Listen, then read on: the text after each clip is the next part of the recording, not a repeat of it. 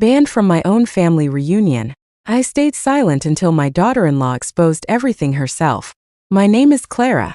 I am 72 years old, and 3 weeks ago, my own son called me to say I was not welcome at the family reunion I had hosted, planned, and paid for every single year for the last 2 decades. I did not argue. I did not cry on that phone call. I simply said okay, hung up, and sat in my kitchen for a long time, staring at the calendar where I had already circled the date in red ink. What none of them knew was that my silence was not surrender. It was the beginning of something they would never see coming, and it wouldn't be me who brought the whole thing crashing down. It would be her. The woman who wanted me gone would end up exposing herself, in front of everyone, with her own mouth. Before I go further, if you enjoy stories about family betrayal, quiet strength, and the kind of justice that arrives when you least expect it, please hit that like button and subscribe to this channel, because it truly helps this story reach more people like you. And I would love to know in the comments below where you are watching from tonight. I read every single comment, and it means the world to me to know who is sitting with me while I tell you this. Let me take you back to the beginning because you need to understand what that backyard meant before I tell you how I lost it. I married my husband, Walter, when I was 22 years old. We built a life together out of nothing, 2 jobs each for the first 10 years, a small rented house, and a dream of one day owning a piece of land big enough for our children to run around on. By the time we were 40, we had that land, 6 acres just outside of town, with an old farmhouse we fixed up board by board. We raised 2 children there, our son and our daughter, and every summer for as long as I can remember, that property hosted the family reunion. Cousins, aunts, uncles, in-laws, 3 generations of people I loved, all gathered under the same oak trees every July.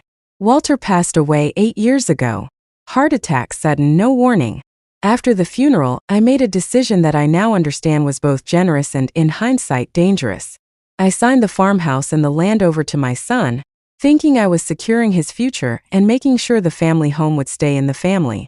I kept a small cottage on the back corner of the property for myself, a modest little place where I could still watch the sunrise over the same fields I had loved for 40 years. I never once imagined that giving away the deed would eventually mean giving away my seat at my own table. My son married 3 years after his father died.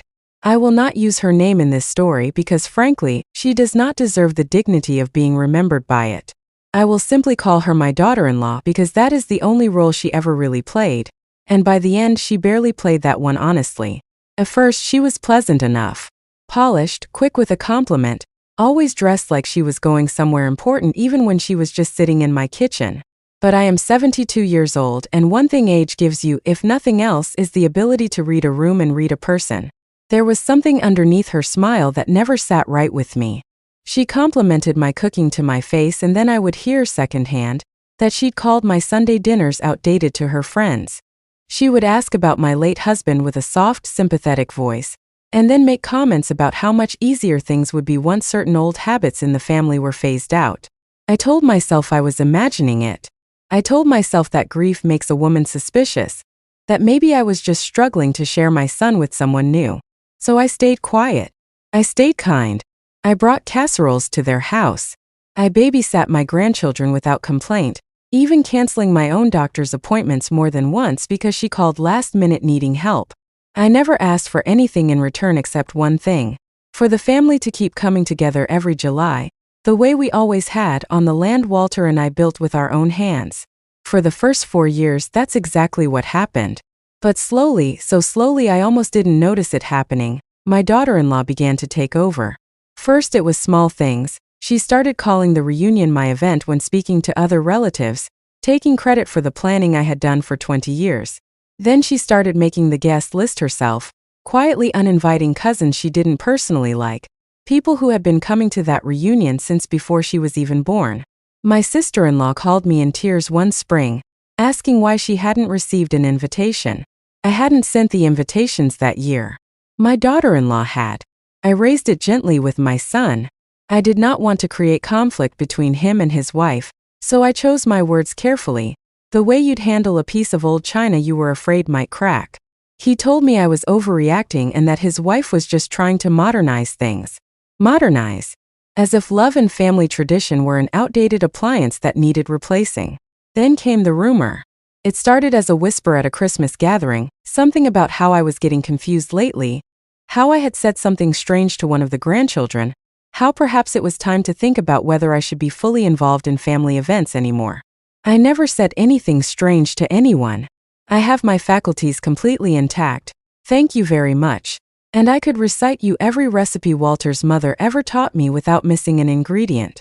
But rumors don't need truth to spread. They only need a mouth willing to whisper them. And my daughter-in-law had a very willing mouth. By the following summer, I noticed the tone in the family group chat had changed. People who used to text me directly about the reunion were now going through her. I was no longer CC'd on planning messages. When I asked my granddaughter, sweet as she is, she said, "Grandma, Mom said you don't really need to worry about the details this year, she's got it handled." I smiled and said that was very thoughtful of her. Inside, something in me had already started keeping score. That brings me to 3 weeks ago, the day of the phone call I mentioned at the beginning of this story. My son called sounding tired, sounding like a man reading lines someone else had written for him. He told me that this year's reunion would be smaller and more immediate family only, and that given everything going on, it might be best if I sat this one out. I asked him plainly, "Are you telling me I'm not welcome at my own family reunion, on the land your father and I built?" There was a long pause, and then he said quietly, "It's not my decision, Mom," which told me everything I needed to know about who actually was making the decision. I did not fight him on the phone. I did not call my daughter-in-law screaming, though believe me, a version of me 30 years younger might have. Instead I said okay and I hung up. And I sat in my kitchen, in that same cottage on the corner of the land I had given away out of love, and I let myself feel every bit of that sting. I let myself cry because I am human, and being pushed out of your own family by someone who married into it hurts in a way that is hard to describe unless you've lived it. But grief has a strange way of clearing the fog. And once mine cleared, I started noticing things I hadn't let myself notice before, because I had been too busy trying to keep peace to pay attention to the pieces. You see, for the past 2 years, my daughter-in-law had been helping manage some of my finances. It started innocently enough. She offered to handle the paperwork for a small trust Walter had set up for the grandchildren's education, since I hated dealing with numbers, as she put it. I agreed because I trusted my son's wife, and because frankly grief had made me tired of paperwork.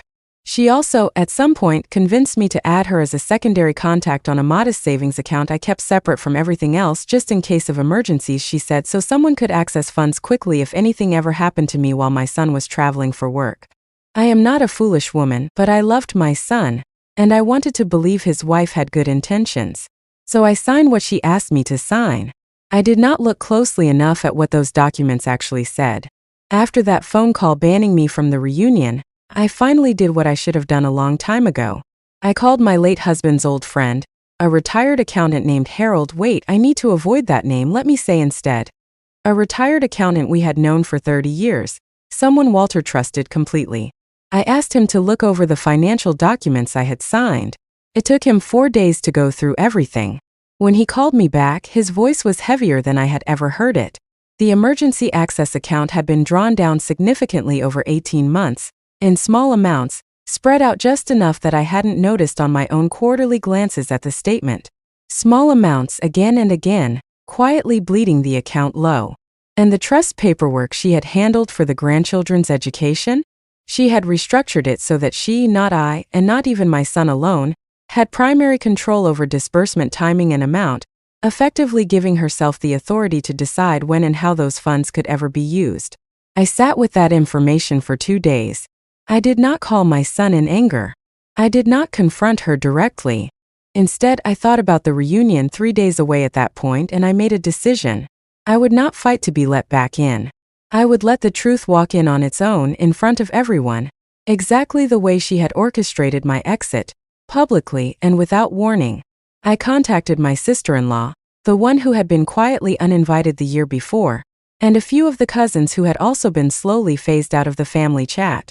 I did not ask them to come confront anyone.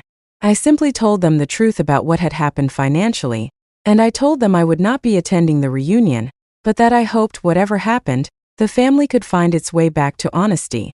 Word, as word does in families, traveled. On the day of the reunion, I was not there. I stayed home in my cottage expecting a quiet, sad afternoon. But around 2 in the afternoon, My phone began to ring, over and over, family members I hadn't heard from in months suddenly calling one after another. Here is what I learned happened, pieced together from 6 different phone calls that day. My sister-in-law, upset about being excluded the year before and now aware of what I'd shared with her, asked my daughter-in-law directly, in front of the whole gathered family under those same oak trees Walter and I had planted decades ago, why Clara wasn't there and why the accounts connected to Clara's trust had shown withdrawals matching some very expensive personal purchases, a designer handbag, a spa membership, a down payment transfer that lined up suspiciously with a car my daughter-in-law had bought outright the year before. My daughter-in-law, caught completely off guard in front of 30-some relatives, did what people who aren't used to being questioned often do. She panicked and she over-explained.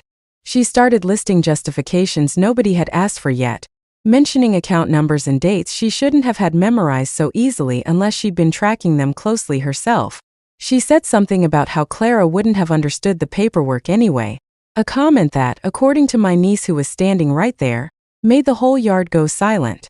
Because saying that out loud in that context in front of family who had just heard about unexplained withdrawals was as good as a signed confession. My son apparently stood there, stunned, while his wife dug herself deeper, contradicting her own explanation twice within the same conversation. And when my granddaughter, 16 years old and braver than most adults I know, asked simply, "Wait, so is that why Grandma wasn't invited this year?" Because she was starting to ask questions? Nobody in that yard had an answer that didn't make things worse. I did not orchestrate a single word of that confrontation. I never told my sister-in-law what to say or when to say it. I only ever told her the truth, and I let the truth do what truth does when it's finally allowed into a room it's been locked out of for too long. By that evening my son called me, and this time his voice sounded like my son again, not a man reading someone else's script. He apologized clumsily, the way people do when shame is still too fresh to organize into proper words. He asked if he could come by the cottage. I said yes. We sat on my porch for 3 hours that night. I did not gloat. I did not say I told you so, though Lord knows I could have. I simply told him the truth, calmly. The way I had wanted to for 2 years but never had the chance to because every conversation had somehow always gotten redirected before I could finish it. He listened. Really listened for the first time in a long while. In the week since, the family has been through what I can only describe as a slow, painful unraveling and rebuilding. The financial matters are now in the hands of people far more qualified than any of us to sort them out properly, and I trust that process to run its course the way it's meant to. My son and his wife are, as of this recording, no longer living under the same roof, though what happens next between them is between the two of them, and I won't pretend to know how that chapter ends. My sister-in-law and the cousins who were quietly pushed out have all been welcomed back into the family chat. The real one, the one that includes everybody again. And next July the reunion will be back on that land under those same oak trees, and I will be sitting right at the head of that table, exactly where I have sat for 20 years, exactly where I belong. I want to say something to anyone watching this who has ever felt slowly erased from their own family, their own home, their own story, by someone who smiled at you while quietly working against you behind your back. You do not always need to shout to be heard. Sometimes the most powerful thing you can do is stay calm, stay observant, and let the truth find its own way into the light. It almost always does, eventually. People who build their position on lies tend to trip over those same lies the moment nobody is holding the door open for them anymore. I am 72 years old, and I learned this year that being underestimated can actually be a kind of quiet power, if you're patient enough to let it work in your favor. I was never confused. I was never difficult. I was simply a grandmother who loved her family enough to wait for the truth, instead of forcing a fight that would have only made me look exactly like what she wanted everyone to believe I was. If this story moved you even a little, please give it a like, subscribe for more real stories about family, resilience, and the kind of justice that doesn't need to be loud to be complete, and tell me down in the comments where in the world you're watching from tonight. I read every comment, and I love hearing from all of you. Thank you for sitting with me through this one. I'll see you in the next story.